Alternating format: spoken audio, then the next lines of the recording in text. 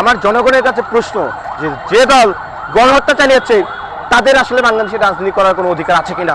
যদি রাজনীতি করার অধিকার নাই থাকে তাহলে তাদের দলের নেতাকর্মীরা এই যে কিছুদিন পর পর গুটিকা মিছিল, তাদের হচ্ছে খালাম্মা হচ্ছে সেই ভারত থেকে হচ্ছে আপনার ডাক দেয় যে মাঠে নামতে, তাদের দলের নেতাকর্মী।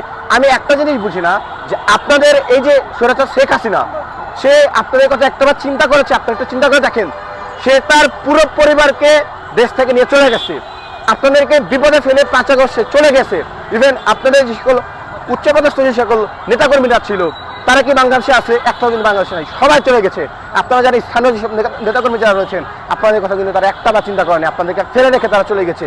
আপনারা কি নির্লজ্জ নাকি বেহায়া যে এখনো তাদের কথা শুনেন? তারা ওখান থেকে আপনাদেরকে নির্দেশ দেয় আপনারা বাংলাদেশকে অস্থিতিশীল করতে আপনারা মাঠে নামেন। আমি বুঝি না আপনাদেরকে এই মাথায় মন থেকে জ্ঞান বুদ্ধি নাই যে আপনাকে ফেলে রেখে চলে গেছে, আপনি আবার তার ডাকে কিভাবে আসলে সাড়া দেন, এটা আসলে আমি বুঝি না। তাই আওয়ামী লীগের যে সকল নেতাকর্মী রয়েছে আপনাদেরকে বলবো যে ভালো হয়ে যান, এখনো সময় আছে, ভালো হয়ে যান। বাংলাদেশের ছাত্র জনতা কিন্তু এখনো আপনাদের প্রতি ওই রকম অ্যাকশন কিন্তু দেখায় নাই। যদি দেখাতো তাহলে কিন্তু আপনারা কিন্তু এই বাংলাদেশে কিন্তু বসবাস করতে পারতেন না। তাই যে কাজ আপনাদের এই রাজনৈতিক দল আওয়ামী লীগ করেছে সেটির অনুশোচনা বোধ করুন, সেখান থেকে ফিরে আসুন, ভালো একটি রাজনীতি করুন এবং বাংলাদেশের মানুষ তাহলে কিন্তু আপনাদেরকে সাপোর্ট দিব। তাই এই ভারতে বসে কে কোন প্রেসক্রিপশন দিল, কে কোন নির্দেশ দিল, সেই নির্দেশে বাংলাদেশকে অস্থিতিশীল করার চেষ্টা কিন্তু করবেন না।